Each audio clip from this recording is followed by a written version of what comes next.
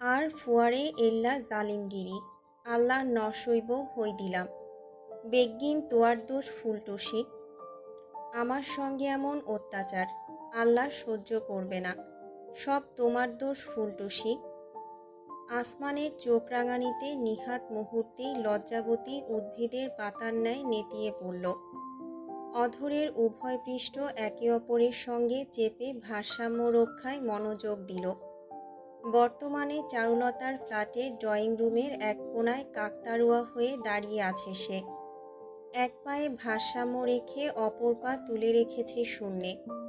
উভয় কাঁধের উপর ছোট আকৃতির দুটো মাটির টব, যাতে রোপিত ক্যাকটাস। মাথায়ও আবদ্ধ একটা বই। সামান্যতম নড়চড় করলেও সবকিছু মেঝেতে ছিটকে পড়ে ভেঙে চৌচির হয়ে যাবে, যা নিহাত কোনো ক্রমেই হতে দিতে রাজি নয়। কারণ আমার থাইল্যান্ড থেকে কেনা শখের টব যদি ভেঙেছে রোডসাইড রোমিও, তাহলে তোমাকে শিকে বেঁধে কাটা ঘায়ে ঝালঝাল মশলা মাখিয়ে শিক কাবাব করে ছাড়ব। চারুলতার সাবধানবাণী ক্ষণে ক্ষণে বেজে চলেছে কানে। কিচেন থেকেও তীক্ষ্ণ নজরদারিতে রেখেছে সে নিহাতকে। একটু এলোমেলো হয়ে আসলেই কটমট করে এমন ভঙ্গিতে দৃষ্টি নিক্ষেপ করছে যে নিহাদের শিরদাঁড়া শিরশির করে উঠছে। শাকচুন্নি। আপন মনে বিড়বিড় করে রোজার দিকে ধারালো নয়নে দৃষ্টিপাত করল সে। নিঃশব্দে হেঁচকি তুলে সহসাই দৃষ্টি ফিরিয়ে নিল মেয়েটি। চারুলতার ফ্ল্যাটের ড্রয়িং রুমটা আসমানের পেন্ট হাউসের তুলনায় অনেকটাই ছোট। তবুও ঝকঝকে তকতকে ইন্টেরিয়র এবং পরিপাটি আসবাবের কারণে বেশ অভিজাত মনে হচ্ছে। মুখোমুখি রয়েছে সোফা সেট, মাঝখানে টি টেবিল, একপাশে foldable TV stand. Off white বর্ণের পর্দাবৃত কাচের দেয়াল উন্মুক্ত। বাইরের শীতল হাওয়া এবং দিবাকরের চড়চড়ে রশ্মি উভয়ের অবাধ চলাচল স্থান জুড়ে। একপাশে কাচের তাক, যাতে ইয়োগা ম্যাট, ছোট আকৃতির ডাম্বেল সহ বেশ কিছু এক্সারসাইজ করার জিনিস। অপর পাশেই কাচের দেয়ালে পৃথক করা কিচেন। কিচেনের এক প্রান্তে করিডোর, যাতে রয়েছে বিভিন্ন রুমে যাওয়ার ব্যবস্থা। এই মুহূর্তে একটা সোফায় আসমানের পাশাপাশি বসে আছে রোজা। তাদের ঠিক মুখোমুখি সদ্য ইতালি থেকে আগত বিলালুর রেমান। রেমান গ্রুপ অফ ইন্ডাস্ট্রিজের প্রধান এবং আসমানের পিতা। একটি এমব্রয়ডারি করা সুতির ওড়না মাথায় তুলে রেখে বসে বসে নিজের কোলে রাখা হাতের আঙুলের দিকে তাকিয়ে আছে রোজা। কিছুক্ষণ আগেই বাইকে লিফট দিয়ে সাহায্য করা মানুষটি আদতে আসমানের বাবা, এবং তার শ্বশুর হতে পারে তা সে কল্পনাও করেনি। ও পাতানো শ্বশুর মনে মনে নিজেকে শুধরে দিল। বিলাল সোফায় গায়ে নিয়ে নিহাদের দিকে চেয়ে হাসছেন। আহা নীল, অনেক হয়েছে। বেচারা না বুঝে একটু ভুল করে ফেলেছে আর কি। তার জন্য এমন কাকতাড়ুয়া করে রাখবে? ছেলে মানুষ ছেড়ে দাও। কাক্কু, আপনি দরবেশের বংশধর, আমি শিওর। পা মেঝেতে রাখতে গিয়েও আসমানের দৃষ্টি নিক্ষেপে নিহাদের বুকের ভেতর ধক করে উঠল। করুণ চোখে চাইল গুরুর দিকে, কিন্তু গুরুর পাথর হৃদয় গলানো পৃথিবীর অন্যতম জটিল কর্ম। সেটা তার থেকে ভালো কেউ অনুধাবন করতে সক্ষম নয়। আসমান বিলালের দিকে ফিরল, মৃদু কণ্ঠে জানালো, তোমার সঙ্গে বেয়াদবি করেছে। উপরন্তু কারো প্ররোচনায় আমায় না জানিয়েই বাইরে গিয়েছে। শাস্তি প্রযোজ্য। আমার কি দোষ? তোমার বই তো আমাকে। তুমি কি ফার্মের মুরগি? কসাই ডাকলেই জবাই হতে গলা পেতে দেবে? কাচুমাচু মুখ করে আপন মনে কি যেন বিড়বিড় করতে থাকলো নিহাত। আসমান একটু মাথা ঘুরিয়ে রোজার দিকে তাকালো। তখনই নিজের দৃষ্টি লুকিয়ে ভিন্ন দিকে দৃষ্টিপাত ঘটালো রোজা। সকলের জন্য ট্রেতে করে শরবত নিয়ে হাজির হলো চারুলতা। লোভাতুর দৃষ্টি নিক্ষেপ করা নিহাদের দিকে আর চোখে চেয়ে ভেঙচি কেটে নিজের বাবার পাশ ঘেঁষে বসে পড়ল। মুহূর্তেই নিজের সন্তানকে বাহুডোরে আগলে নিলেন বিলাল। মাথায় স্নেহের চুম্বন এঁকে শুধালেন, how are you my baby, I missed you dad. না চাইতেও দৃশ্যটির পানে একদৃষ্টে তাকিয়ে রইল রোজা। বাবা মেয়ের ভালোবাসা ঘন মুহূর্ত, তার হৃদয়ে এক আবেগের সঞ্চার ঘটালো তা। নিজের বাবা মায়ের চেহারাও তার নয়নে কখনো ভাসে না। স্থির চিত্তের ন্যায় স্থবির তার মন মরুজুড়ে। একটুখানি পরিবারের ভালোবাসার কাঙাল তার সমস্ত অস্তিত্ব। অজান্তেই টলটল করে উঠল দৃষ্টি, যা এড়ালো না কোনো ভাবুকতা। ঘন গোফের আড়ালে মৃদু হাসলেন বিলাল। তোমার নাম কি মামুনি? হঠাৎ সম্বিত ফিরে পেয়ে দ্রুত কণ্ঠে রোজা জবাব দিল, জি আরিয়া সুলতানা। বক্ষের একপাশে চারুকে আঁকড়ে রেখে অপর বাহু বাড়িয়ে ধরলেন বিলাল। অমায়িকতায় উদ্ভাসিত তার সমগ্র অব্যয়। বিস্মিত রোজা স্বয়ংক্রিয়ভাবে উঠে দাঁড়ালো, পায়ে পায়ে এগিয়ে গেল, দখল করে নিল বক্ষের অপর পাশ। স্নেহের চুম্বন লাভ করল নিজের ললাটে। আমার ছেলেটা বেশি জ্বালাতন করে না তো তোমাকে? না চাইতেও হাসি ফুটল রোজার অধরে। টপ করে গড়িয়ে পড়ল এক ফোঁটা অবাধ্য আবেগের অশ্রু। নিজের মুখ পিতার সমতুল্য মানুষটির বক্ষে গুজে মাথা নাড়ল সে। লজ্জাবোধ কিংবা অনুভূতির তাড়নায় শব্দ নির্গত হলো না কণ্ঠ থেকে। মৃদু ধ্বনি তুলে হেসে বিলাল যুক্ত করলেন, নো টেনশন মামুনি, আমি এসে গিয়েছি। তেড়িবেড়ি করতে গেলেও একদম সোজা করে দেব। একটা নিঃশ্বাস ফেলে বুকে হাত ভাঁজ করে রেখে নিহাদের দিকে ফিরল আসমান। বেচারার করুণ দৃষ্টি লক্ষ্য করে পাল্টা ভ্রুকুটি করল। তারপর নির্বিকার চেয়ে থাকলো বিপরীত দিকের সোফায়। বিলাল নিজের পরনের প্যান্টের পকেট থেকে একটা বাক্স বের করলেন, মেলে ধরলেন রোজার সামনে, যাতে শোভা পাচ্ছে স্বর্ণালী বর্ণের একটা ব্রেসলেট। বিহল রোজা শ্বশুর মশাইয়ের দিকে তাকাতেই তিনি জানালেন, তোমাদের বিয়ের উপহার। আমি তো থাকতে পারিনি। প্রথমবার বউয়ের মুখ দেখলে নিশ্চয় তাকে কিছু দিতে হয়। না আঙ্কেল, আমি কিভাবে? আমি তো আপনার ছেলের সত্যিকারের বউ নই। বাক্যটি অনুচ্চারিত রয়ে গেল। আঙ্কেল কি? বাবা হই এখন তোমার। জি মানে? না চাইতেও আসমানের উপর আপতিত হলো রোজার দৃষ্টি। ছেলেটা হাঁটুর উপর পা তুলে চেয়ে রয়েছে, নয়ন যথারীতি শূন্য, যেন জগতের সবচেয়ে বিরক্তিকর কোনো দৃশ্যের দিকে চেয়ে আছে, যার প্রতি তার বিন্দুমাত্র আগ্রহ নেই। ওর দিকে কি দেখছো তুমি? হাতটা দাও এদিকে। রোজাকে কোনো প্রকার প্রতিবাদের সুযোগ না দিয়ে বিলাল তার কবজিতে ব্রেসলাইটটা পরিয়ে দিলেন। বাহ, বেশ মানিয়েছে তোমার হাতে। ধন্যবাদ আঙ্কেল। বাবা। বাবা। হৃদয়ে অদ্ভুত এক অনুভূতি হলো। বহু বছর পর এতটা আবেগ মোড়ানো সম্বোধনটি উচ্চারণ করতে। শটান উঠে দাঁড়ালো সে। আপনারা বসুন, আমি কিছুটা খাবারের ব্যবস্থা করি। ড্যাড ফ্রুট কাস্টার্ড বেশ ভালোবাসে। ফ্রিজে ক্রিম তৈরি করা আছে, মাত্রই মনে পড়ল। শুধু তুমি বসো চারুলতা, আমি নিয়ে আসছি।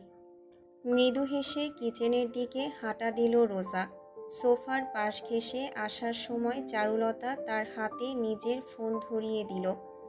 ইশারায় চোখ টিপ দিল।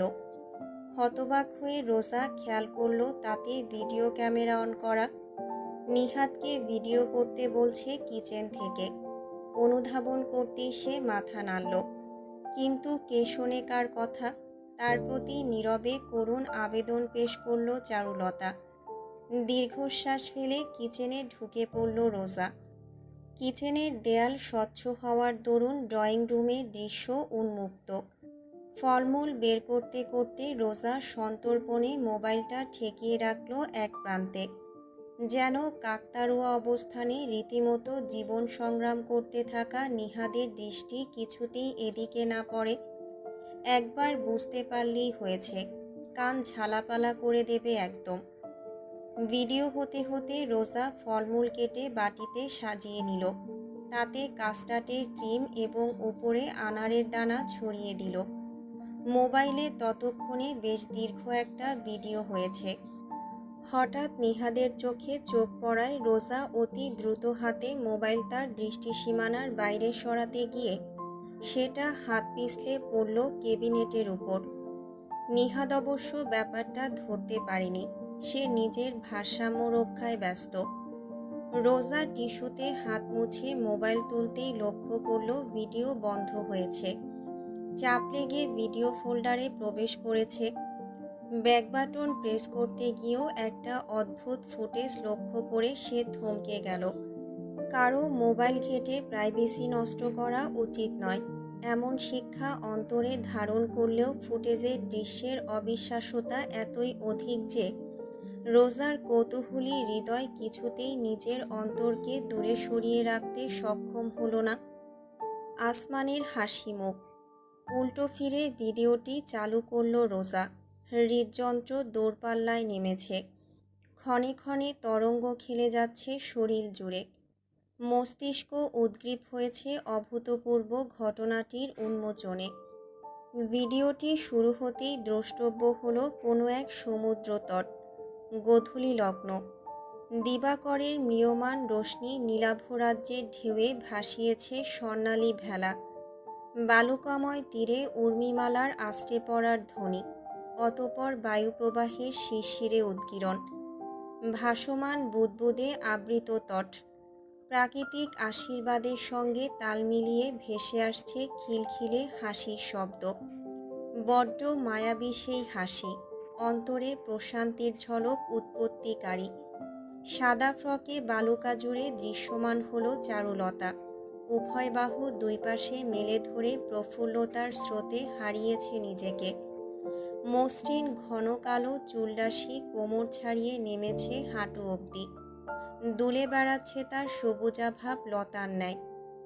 দৃশ্যটি এই পর্যন্তই ঠিক ছিল, যতক্ষণ না অদূর হতে বালুরাজ্যে আগমন ঘটে রহস্যময় মানব আসমানের। কোথায় সেই কদর্যতা বিভীষিকা, কোথায় সেই কলঙ্ক? এ যেন এক ঘুমন্ত পুরীর রাজপুত্র। দীপ্তির ছোঁয়ায় উদ্ভাসিত তার দৈহিক অব্যয়। পরনে শুভ্র পোশাক, বায়ুর ঝাপটায় খেলে যাচ্ছে বস্ত্র। তাল মিলিয়েছে ঘন চুলের গুচ্ছ। এলোমেলো হয়ে আপাতন ঘটেছে ললাটে। চোয়ালে ঝুলছে বিস্তৃত এক হাসি। অধৈর্যরা মোড়ানো হৃদয়হরণীয়া হাসির মুক্ত ধারায় এগিয়ে আসছে সে ক্রমেই। বালুকাময় স্নিগ্ধ পদক্ষেপের চিহ্ন ফেলে নিজের হাত মেলে ধরল চারুলতা। অতি যত্নে তা নিজের মুঠোয় আবদ্ধ করে নিল আসমান। এক মুহূর্তের জন্য তার পুষ্ট অষ্টযুগল থেকে মুছে যায়নি হাসির বর্ষণ। দৃষ্টির নিগূঢ়তার মাঝে ভাসমান অনুভূতির তারকারাজি। জ্বলজ্বল করছে তা আপন উদ্ভাসে। চারুলতার কোমরে হাত জড়িয়ে তাকে শূন্যে তুলে নিল আসমান। পর মুহূর্তেই ঘুরপাক খেতে থাকলো তরজুড়ে। হাসির কলতান জুটল এক ছন্দে। মিলিত হলো উভয়ের কপাল। মুহূর্ত জুড়ে আবেগ, অনুভূতি এবং ভালোবাসা। নিজের শরীরের জোর সম্পূর্ণ হারিয়ে ফেলল যেন রোজা। তার পদক্ষেপ টলে উঠল। ধাক্কা খেল কেবিনেটে। ধপাস করে মেঝেতে আছড়ে পড়ল একটা কাচের বাটি। ভেঙে চৌচির হয়ে প্রতিটা টুকরো ছড়িয়ে পড়ল এদিক সেদিক। একটা ছুটে এলো রোজার পায়ে। গেঁথে গেল অল্প গতিতে। চুইয়ে নামল রক্ত। কিন্তু তাতে কোনো মনোযোগ নেই। হৃদয় আজ চুরমার ওই কাচের ন্যায়। মস্তিষ্ক বিলীন অনুভূতির দোলাচলে। নিজের দৃষ্টি আজ নিজের হয়েও যেন বিশ্বাসের অনুপযুক্ত। চিন্তাশক্তি লোপ পেয়েছে। বিদায় নিয়েছে আবেগও। বাস্তবতা নিজের ভয়াল রূপ প্রদর্শন করেছে ভয়ঙ্করভাবে। এ কোন আসমান, এ কোন চারুলতা? আরিয়া, মামুনি। চারুলতা এবং বিলাল উভয়ে প্রবেশ করলেন কিচেনে। পেছনেই আসমান। নিহাদও নিজের কাকতারুয়া ভঙ্গি ত্যাগ করে কৌতূহলী হয়ে উকি দিচ্ছে দেয়ালের ওপাশ থেকে। রোজার কাছে সর্বপ্রথম পৌঁছালেন বিলাল। এ কি হয়েছে তোমার পা? সরো দেখি। রোজার সামনে হাঁটু গেড়ে ঝুঁকল আসমান, কিন্তু অভাবনীয় দৃশ্যটির প্রতিও কোনো প্রকার নজর আপতিত হলো না রোজার। তার উদ্ভ্রান্ত দৃষ্টি বর্তমানে যুক্ত চারুলতার আতঙ্কিত নেত্রে। অতি দ্রুত এগিয়ে রোজার হাত থেকে নিজের মোবাইল কেড়ে নিল সে। একবার স্ক্রিন, অতঃপর রোজার পানে চাইল। উভয় রমণীর নয়নে উদ্ভাসিত হলো এক অজানা অভিব্যক্তি। চারুলতার ঢেউ খেলানো বিস্তৃত ঠোঁটজোড়া ফাঁক হলো, কিন্তু কোনো শব্দ নির্গত হলো না। তৎক্ষণাৎ দৃষ্টি সরিয়ে নিল রোজা। তার সমস্ত শরীর শীতল হয়ে উঠেছে। কিছুই শুনতে চায় না সে, আর কিছুই জানতে চায় না। যদি সম্ভব হতো তাহলে কিছুক্ষণ আগের মুহূর্তটি সে এক্ষুনি মুছে ফেলত মস্তিষ্ক থেকে। এতক্ষণ ধরে রোজাকে ডাকতে থাকা বিলাল কিংবা নিহাত কারো কণ্ঠই কর্ণগোচর হয়নি। ভূত দেখার মতন চমকিত হয়ে সে অদূরে চেয়ে আছে। শব্দগুচ্ছ গোত্তা খেয়ে ফিরে যাচ্ছে কানের পর্দায়। বিরক্তি বোধ করল আসমান। রক্ত বেরিয়ে যাচ্ছে। ইশারায় নিহাতকে ফার্স্ট এড কিট আনার নির্দেশ প্রদান করে উঠে দাঁড়ালো মেঝে থেকে।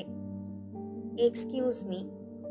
রোজা কিছু বলার পূর্বেই তার কোমর জড়িয়ে গেল আসমানের বলিষ্ঠ বাহু। শক্তিশালী টানে নিজের ডান হাতের বাহুতে বসালো সে রোজাকে। স্বয়ংক্রিয়ভাবে তার গ্রীবাদেশ আঁকড়ে ধরল রোজা। ওড়নাটি পিছল খেয়ে পড়ে যেতেই অপর মুক্ত হাতে তা পাকড়াও করল আসমান। লম্বা পদক্ষেপে এগিয়ে গেল সোফার দিকে। তবুও এহেন কাছাকাছি আসা মুহূর্তের গভীরতা কিংবা আবেগের তাড়না ছুঁতে সক্ষম হলো না রোজার বরফখণ্ডে পরিণত হওয়া অন্তর। আসমানের মাথায় চিবুক ঠেকালো নিজের, বুজে নিল চোখের পাতা। অন্ধকারে নিমজ্জিত হওয়ার আগে দৃষ্টিতে ভাসল চারুলতার সুদর্শনা চিন্তাখচিত মুখখানা। এক হাতে হুইস্কির গ্লাস, তাতে বুদবুদ উঠে বায়ুতে মিলিয়ে যাচ্ছে ক্রমশ।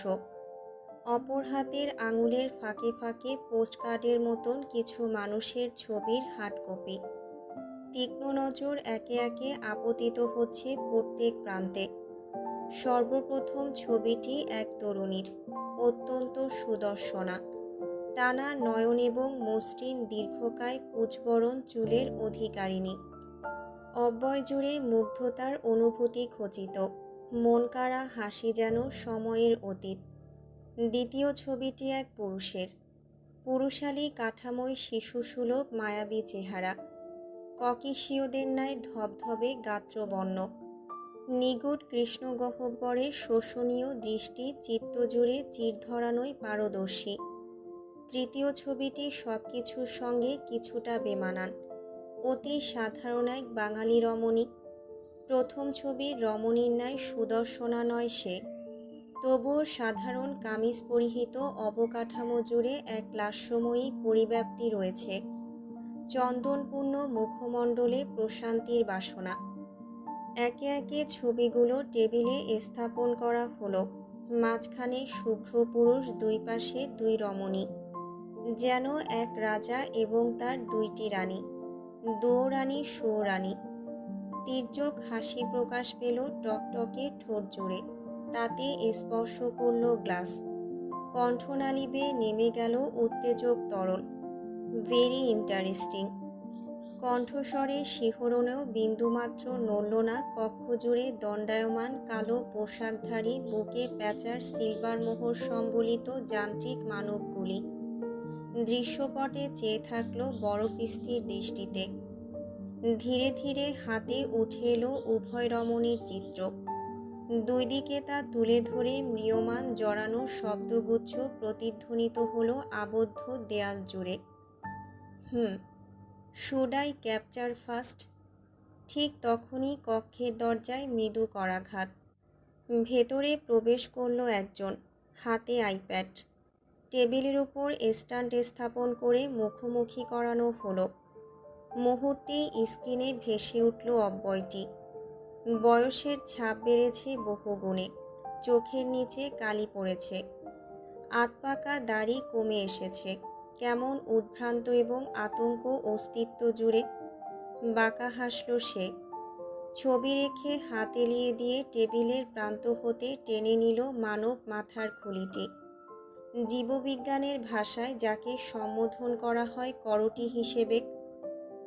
অতি যত্নে বুকে আগলে নিয়ে তাতে আদুরে হাত বুলিয়ে চলল। Mister Badsha, long time no see. Alpha, আমি। আঙুল তুলে নাবোধক ইশারা করতেই ভিডিও কলের ওপাশের বাদশা কায়সারের মুখ জুড়ে ছেয়ে গেল অমানিসা। করটিতে ঠোঁটে স্পর্শ করে আলফা বিড়বিড় করলেন, এটা কে জানো? আমার সন্তান। নৈশব্দ, শুধুমাত্র ভারী নিঃশ্বাস প্রশ্বাসের আলাপন। চেয়ারে হেলান দিয়ে যথারীতি করটিতে আদর ছোঁয়া চলমান রেখে আলফা আদেশ ছুড়লেন, I want him alive. He should know the pain he gave my son. Way more than that. আমি আমার সর্বোচ্চ চেষ্টা করছি। দরকার হলে গোটা দেশ উপড়ে ফেলব, কিন্তু তবুও চেষ্টা নয়, আমি ফলাফল চাই। This is my last ultimatum বাচ্চা, otherwise your empire will burn into ashes. ওপাশ থেকে কিছু বলার সুযোগ পাওয়ার পূর্বেই ইশারায় ভিডিও কল কেটে দেওয়া হলো। নিজের আপন জগতে ডুব দিলেন আলফা। করটি নিজের দিকে ঘুরিয়ে চেয়ে থাকলেন এক দৃষ্টে। কঠোর দৃষ্টি জুড়ে মুহূর্তের জন্য প্রকাশ পেল এক অব্যক্ত অনুভূতি। দৃষ্টিতে ভেসে এলো স্মৃতিমালা। ড্যাডি, আমি স্কুলে স্টার পেয়েছি। আমাকে একটু আদর করে দাও না ড্যাডি। মাম্মা ওই চাঁদের দেশে তারাদের সাথে সুখে আছে, তাই না ড্যাডি? আমিও একদিন ঠিক তারা হয়ে মাম্মার কাছে যাব। কণ্ঠস্বর কানে বাজতে থাকল, অশরীরী পরাশক্তির অবাধ্য বাসনার ন্যায়। হৃদমাঝারে উঠল সমুদ্র ঝড়। করটিতে আলফা ঠেকালেন চুম্বন। সিক্ত কণ্ঠে আপন আবেগে বিড়বিড় করলেন, ইউ আর এ স্টার নাও মাই বয়। দীর্ঘ এক মুহূর্ত কাটল তার সন্তান সঙ্গে। পরক্ষণে প্রতিজ্ঞ দৃষ্টি আপতিত হল টেবিলে ছড়ানো ছিটানো মহারাজ আর তার রানীগণের পানে। কিছু কি হয়েছে চড়ুই? তোমাকে আজকে বেশ অন্যমনস্ক লাগছে। নিজের দাদুর কথায় কল্পনার জগৎ থেকে বাস্তবে পদার্পণ করল রোজা। দ্রুত মাথা ঝাঁকিয়ে বাটির স্যুপ তুলে ধরল তার ঠোঁটে। জোরপূর্বক ফুটিয়ে তুলল স্নিগ্ধ এক হাসি। কই, না তো, কিছু হয়নি। কি হবে আমার? জামাই কিছু বলেছে? ঝগড়া করেছ? হা হা, কি যে বলো না দাদু, তোমার জামাই একটা হুতুম প্যাঁচা। ঝগড়াও করা যায় না শান্তি মতো, গাল ফুলিয়ে বসে থাকে। গড়গড় করে মিথ্যা বলতে অন্তরে বাজছে রোজার, কিন্তু কিছুই করার নেই। নিজের জীবনের অশুভ ছায়া তার দাদুকে ছুঁয়ে যাক তা সে কোনোদিনও হতে দেবে না। মুচকি হাসলেন ইউনুস। লক্ষ্মী ছেলে হয়ে নিঃশেষ করলেন রাতের খাবার। তোমার হাতের জিনিসটা তো খুব সুন্দর। ব্রেসলেটের দিকে দৃষ্টিপাত হতেই রোজা ভ্রু তুলল। ও আঙ্কেল, না মানে বাবা দিয়েছেন। বিলাল রেমান আমাকে দেখতে এসেছিলেন আজকে সকালে। খুব ভালো মানুষ। হ্যাঁ দাদু, আমাকে খুব আদর করে, মামুনি বলে ডাকে। সায় জানালো রোজা। দাদুকে শুইয়ে দিল বিছানায়। তারপর কপালে ঠোঁট ছুঁয়ে বিড়বিড় করল, চিন্তা করো না দাদু, তোমার চিন্তার দিন শেষ। আমি খুব ভালো আছি, খুব সুখে আছি নতুন পরিবারে। এইটুকুই। নার্সের দিকে একবার তাকিয়ে দরজা খুলে রোজা বেরিয়ে গেল। তার চলার পথের দিকে তাকিয়ে হাসি ধরে রাখলেন ইউনুস। পরপরই তার কুঞ্চিত চেহারায় নেমে এলো অপূরণীয় এক আধার। কি চমৎকার মিথ্যা বলতে জানে তার চড়ুই। নিজের রুমের বিছানায় স্থির হয়ে আধ ঘন্টা মতন বসে থাকলো রোজা। বিলাল রেমান, আসমানের বাবা এখানে এসেছেন আজ দ্বিতীয় দিন। তার আগমনের উত্তেজনা ফিকে হয়ে পড়েছে অদ্ভুত এক রহস্যের অন্তরালে। রহস্য বলা উচিত তাকে, নাকি ঘোরতর নিষিদ্ধ কোনো অনুভূতি? জগতের সবথেকে উদ্ভট চিন্তার দলেরা ভিড় পাকিয়েছে রোজার মস্তিষ্ক জুড়ে। গতকাল সকালে তার পায়ে ব্যান্ডেজ করে দিয়েছিল স্বয়ং আসমান, কিন্তু রোজার অনুভূতি তাতে শূন্য। একটা বাক্য তো দূরে থাক, শব্দ বিনিময় হয়নি তাদের মাঝে। রোজার আচরণের অস্বাভাবিকতা শুধুমাত্র আসমান নয়, বরং নিহাত অবধি ধরতে পেরেছে। আজ সন্ধ্যায় তাই এসেছিল তার রুমে, স্বভাববশত নিজের হাসির জাদু দিয়ে মাতিয়ে তুলতে রোজাকে। তথাপি সম্ভব হয়নি তা। রোজার চারিপাশে জমা দ্বিধাদ্বন্দ্বের আস্তরণ নিহাত ভেদ করতে পারেনি। উঠল রোজা, ঘরে পায়চারি করতে থাকলো। আঘাতপ্রাপ্ত পায়ে ব্যথা লাগলো, তবুও থামল না। ধক ধক করে স্পন্দিত হতে থাকলো তার হৃদযন্ত্র।